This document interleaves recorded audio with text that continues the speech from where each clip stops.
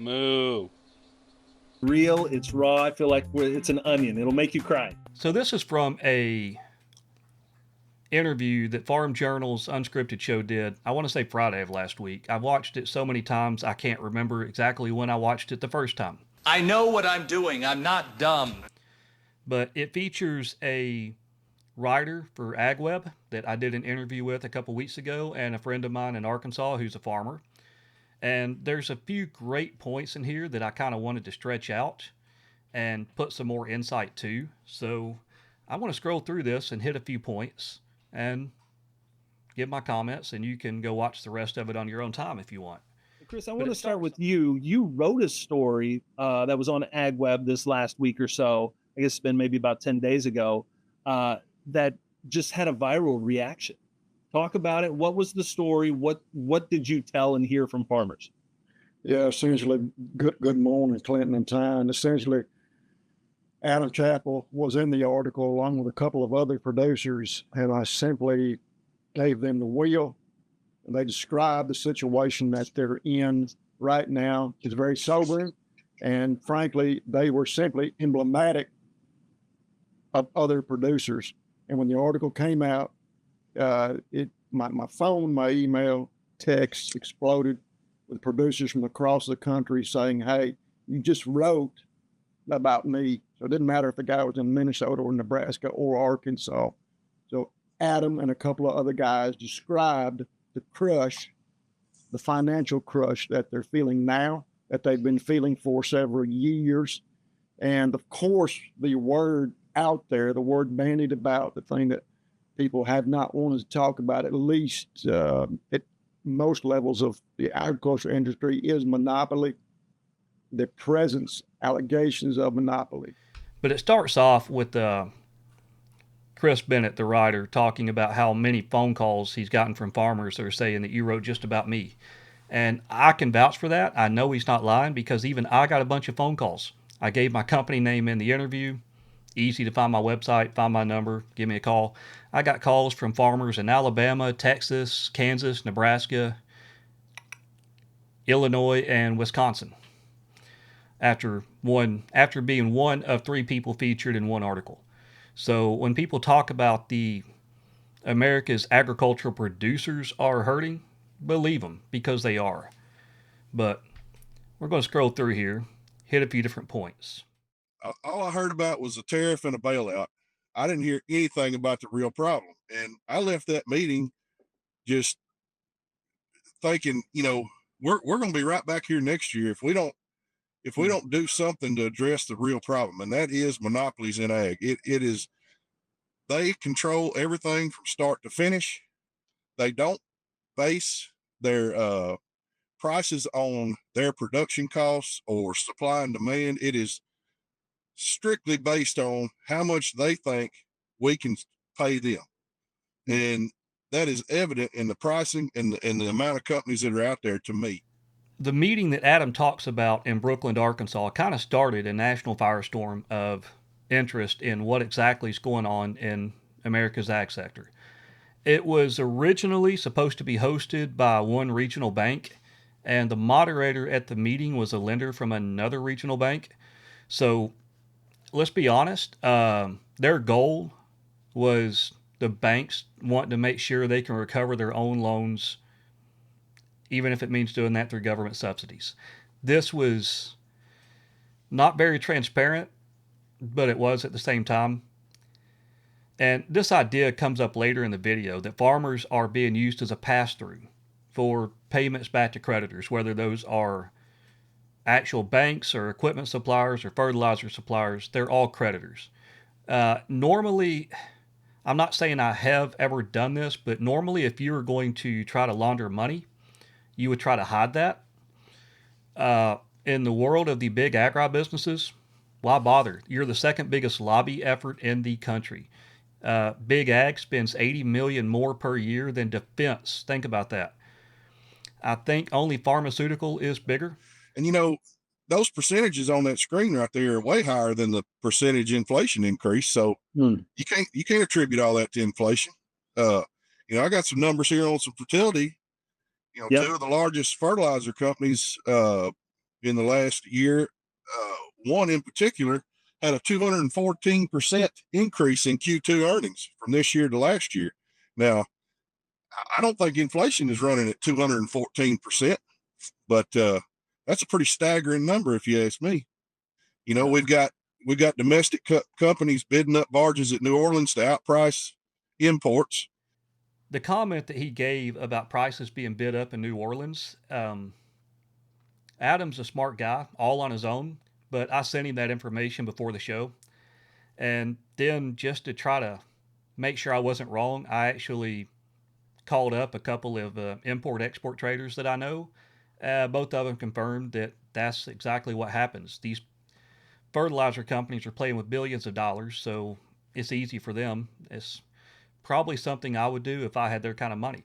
They overbid on a barge at New Orleans that's coming into the country of import material, and that drives up the global price of their product. So it's a game to keep prices high to justify the high price of domestic products.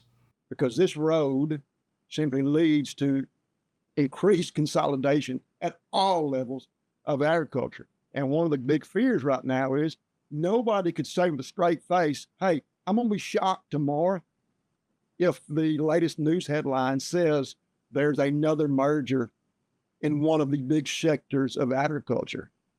If someone said, I just can't believe, come on. That's where this train is moving. And all right, I'm reshooting part of this video just because I can, but I actually put some thought into this. I cut out the part where Chris mentions me by name and mentions some policies I brought up in the interview I did with him, just so I can pull them up in front of me and read them exactly as I told him. This is 4. I have more in mind, but we ran out of time with the interview. But I want to put the one I think's gotten me in trouble and why I'm not getting interviews anymore, put it last. But I asked Chris, I said, let's start with the monopolies at a state level. Most states, I know Arkansas, Mississippi, Louisiana, Alabama, Oklahoma, the states that I checked actually have their own anti-legislation or antitrust legislation powers. They can enforce antitrust within their own states. If enough states do that, you kind of force the USDA and the FTC to do the same at a federal level. So, feel free to call your state representative, your state senator, ask them, what they're willing to do. Another one was get a handle on the lobbyist in D.C. because lobbying in D.C. is so dang big. And kind of going into that, I wanted a 5-year cooling off period for, no one should be able to leave a job on a Senate Ag Committee and go to work for, I don't know, Tyson or Cargill or name it.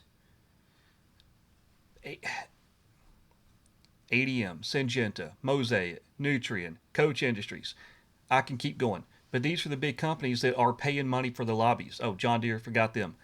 No one should be able to leave a congressional job after making policies and legislation affecting those companies and go work for those companies. And that goes with Wall Street. It goes with defense. It just should be a thing across government. So, again, call your representatives, your senators, and tell them, get to work on that. What was my other policy? Oh, yeah. This is the one that I think got me in kind of half blackballed from interviews. An indefinite and immediate moratorium on all mergers and acquisitions in the food and ag sectors. The consolidation that Chris is worried about, the consolidation I'm worried about, that's been happening for 40, 45 years, put a halt on it right now while our regulators figure out exactly how deep the rabbit hole goes and where they need to start enforcing change and, I don't know, maybe enforcing the laws that we've had on the books since 1920s or 30s. Just some thoughts I had that can make a big change in our nation's food supply and food security. I think it's worth looking at, but that's just me. I've gotten feedback on the social media stuff, and the public is, like, well, just buy from somebody. Well, there's not anybody else to buy from. And if there is, you can't tell me the 2 or 3 players that are out there don't have their heads together and got all these prices the same. It's not just the input side, it's the buying side too. It's the whole system. When it comes to not having anyone else to buy from except for the big companies, the big ag companies, I do sort of beg to differ.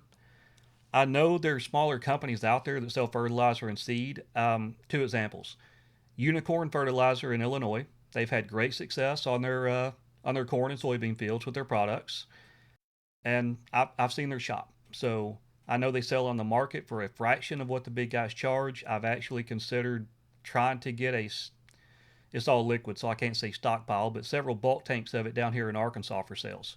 Haven't made that work just yet. There's also another friend of mine in Missouri called Redline Hybrids that sells off-patent corn seed. This performed in recent years is performed with or better than the latest greatest GMO seeds on the market. So there are options. They're small. Production's limited.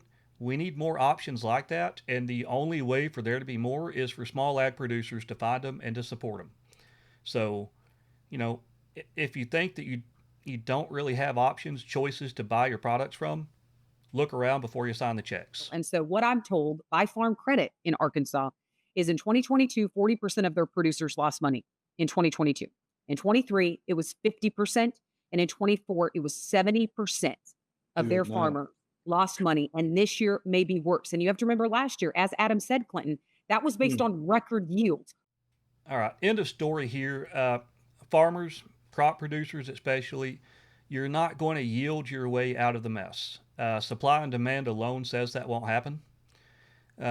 Thinking otherwise reminds me of that old Mad TV skit with the Apple iRack, where, what did they say? Wrong. What the Iraq needs is more things.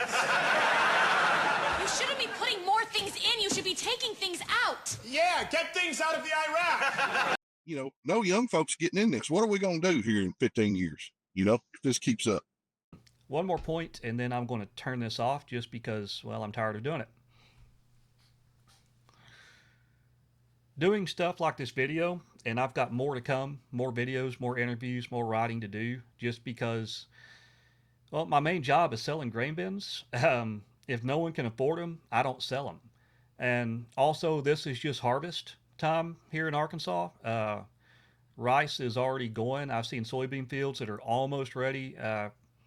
Cornfields that are just getting ready for harvest as well.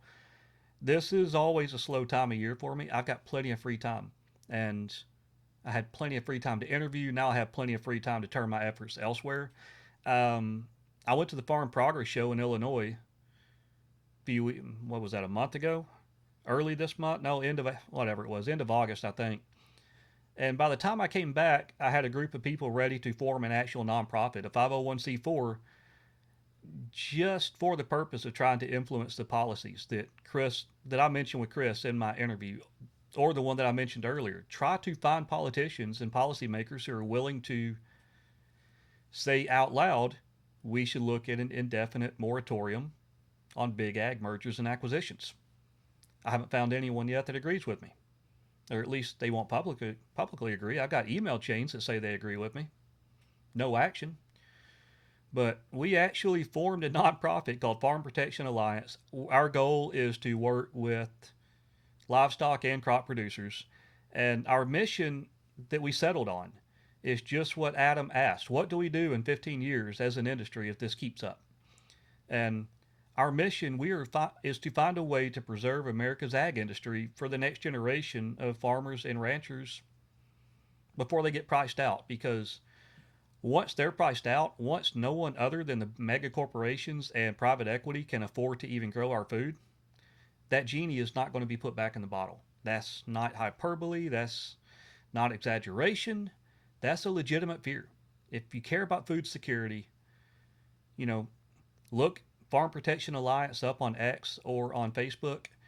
I'll go ahead and give a shout out to them because I'm also involved with Farm Action. Look them up. RCAF, look them up. There are a few nonprofit groups out there that are trying to make real change in big ag, or real change to fight big ag, I should say.